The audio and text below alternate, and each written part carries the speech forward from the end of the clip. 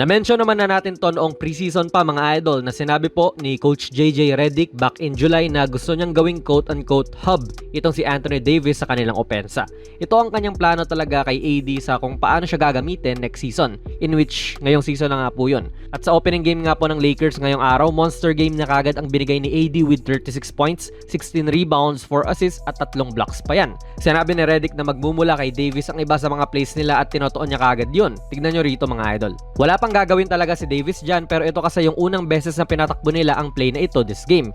Ginawa na rin po nila to nung preseason mga idol, itong elbow action nila. Kita natin si Gobert na talagang deny kung deny dyan kay AD, in which kung patuloy niyang gagawin yan, pwedeng umikot ng mabilisan si Davis dyan para sa alley-oop. Pero ganyan nga po yung play. Tatanggapin ni AD ang bola at basically, pwede niyang gawin yung kahit anong trip niya dyan. Aatakihin si Gobert, G lang. Actually, nangyari ulit to sa fourth quarter kung saan bumuhat din talaga si AD sa opensa. Mamaya ipapakita natin yan. Ang continuation nga po ng play na ito ay itong may split action sina D'Lo pati LeBron sa kabilang side ng elbow. Kita nyo, nag-cut si D'Lo at si LeBron naman ay rumekta sa handoff kay AD. Wala pa talagang nangyari dito mga idol at naging pick play lang din naman to ni LeBron at AD. Sabay itong long bump ni AR.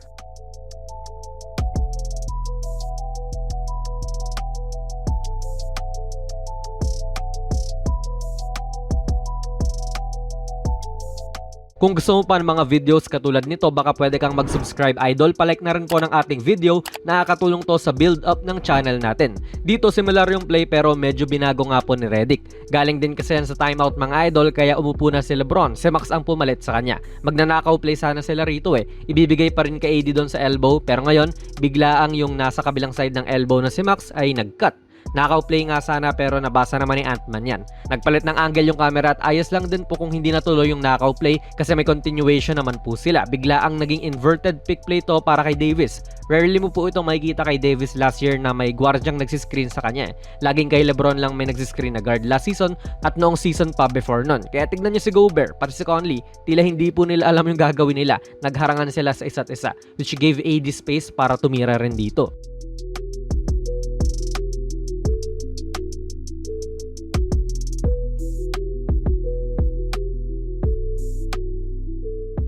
Nga pala mga idol, ang video na ito ay sponsored ng 1xBet, ang isa sa mga trusted betting sites dito sa Pinas at sa ibang bansa. Kung gusto nyo mag-register, i-click nyo lang po ang link sa ating pinned comment sa baba at ganoon din sa ating description box. I-type nyo na rin ang ating promo code na JonasPB at maaari kang makakuha ng up to 12,000 pesos na bonus points sa inyong unang deposit. Maaari kang mag-bet sa mga sporting events like NBA, UFC, Wimbledon at marami pa pong ibang sports. Siguraduhin lang syempre na maging responsable sa inyong pag-bet. Lihis naman na po ito sa play kanina with AD pero pakita na rin natin yung ibang play ng LA. Para to ngayon kay Dalton Connect mga idol. Pagka-pick ni AD doon kay D'Lo, lipat naman siya ngayon kay DK dito sa kaliwa. Chance na to para malibre si DK pero great defender naman din po na si DiVincenzo yung katapat niya kaya nanatili itong nakadikit sa kanya. Naging pick play na lang po ulit ito ni D'Lo at AD so 1 key rin talaga para maging successful tong LA squad na ito ay yung magkaroon ng consistent na outside shooting po si AD. Dahil sa mga drives ng mga gwardya nila ay pwede talaga siyang malibre katulad dyan. Pero okay na rin po ito na agresibo siyang umatake. Kahit hindi po back to the basket nakakakuha siya ng foul.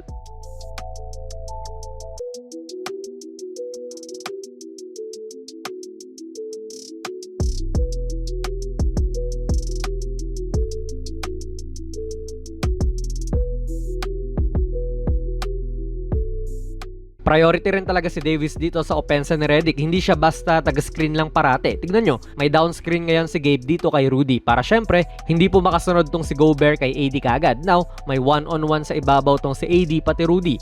Kung dati panay screen lang siya ng screen, ngayon naman po ay nakakapag-ISO siya sa perimeter kung saan magagamit niya ang advantage niya kontra sa kalaban. Kung hindi naman po niya kaya ito ay madali niya ring mapapasa. Goaltending to kay Rudy.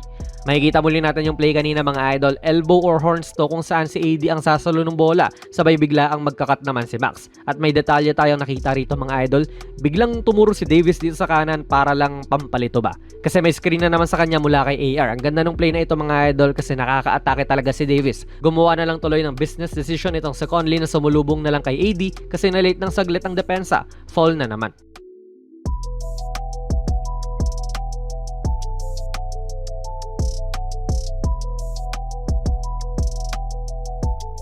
Umulit lang din to kanina mga idol, si Gabe may screen kay Rudy para makaangat nga si AD. Alam mong designated play talaga to para makadiskarte si Davis kasi lumalayo yung mga kampi niya sa kanya para may karampatang space siya upang mag-operate. Naskora na naman niya itong si Rudy. May mga times din syempre na kahit hindi naman para sa kanya ang play, nagde-decide na lang siya na maging agresibo. Yan din po ang naging susi sa laro na ito kaya mataas ang production niya. Naka-end 1 pa nga siya rito. Now ito na yung play na napanood ko rin noong preseason. Pagkabigay muli dyan kay AD sa elbow, heto na nga ulit yung split action ng iba nilang players. Binigyan talaga nito ng ability si AD na mag-playmake at mahanap yung mga kakampi niya, pero ngayon na walang available, pwedeng umatake nga siya rito in which yan nga po yung gagawin niya.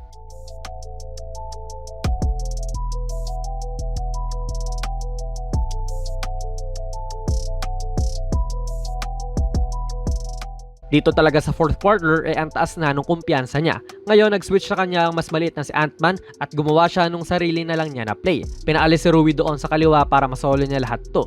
And kudos sa mga kampi niya na nabasa rin nila yung gustong gawin ni AD. Si D'Lo nagsimula ng magbigay ng flare screen para malibre si Reeves doon sa kabilang side. Si Rui naman pumusit lang din dito sa gitna kasi ang atensyon ni Naz Reid ay nandoon sa help kay Davis kung papasok man ito. Buti at maganda rin po yung shooting ni Rui this game. Nice assist to para kay Davis.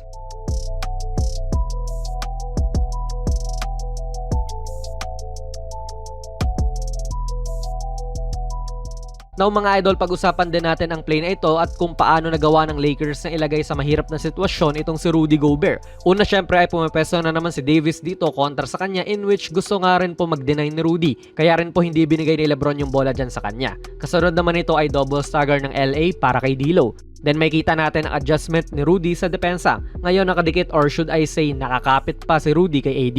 Pero since nakikita na nga po niyang tumatakbo itong si D'Lo, lumayo siya bigla kay Davis para syempre kung magkakatman si D'Lo dyan ay makakapag-rim protect siya. That's good defense nga mula kay Gobert. Kita niyong nung nagcut si D'Lo ay sumabay ng bahagya si Gobert dyan, which leaves AD sa labas. So wala na sa magandang pwesto talaga si Gobert dahil napalayo siya kay Davis ng sobrang saglit din. Dagdag mo pa nga na kumpiyansa si AD, edi nakascore na naman siya.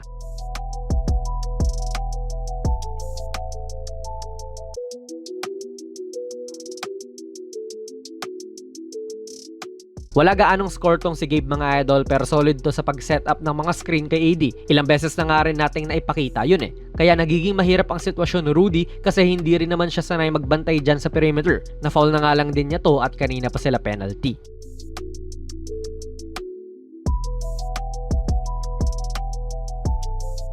Sa laro po na ito mga idol, halos hindi na nga natin nakita si AD na nag-back to the basket eh. May mga iilan pero kakaunti lang, pero umiscore pa rin naman siya ng 18 points mula sa loob.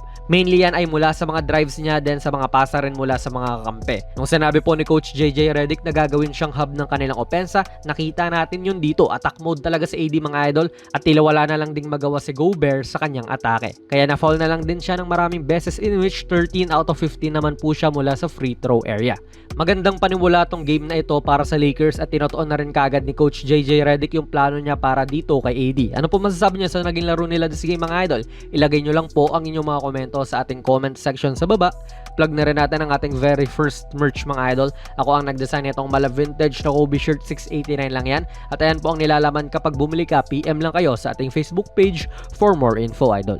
Kung nagustuhan nyo po ang ating video ay pipindot na lang idol ng like button, mag-subscribe ka na rin sa ating channel at ako nga pala si Jonas PB and as always, hanggang sa muli.